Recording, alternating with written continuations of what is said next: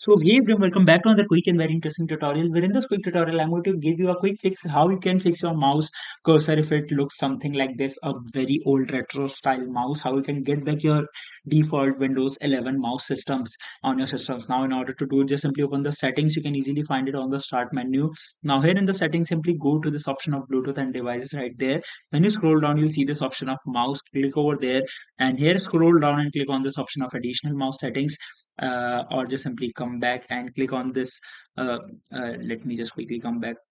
Right here, you simply need to click on the option of, let's say again, go to Bluetooth and devices, click on mouse, then click on additional mouse settings, and here click on the pointers and make sure that schema is set to none. Once you do it and hit apply, you'll notice that your default mouse has been get it back on your system. Just simply hit OK and it has been applied.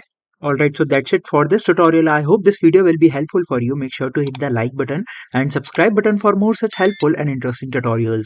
See you in the next one. Take care.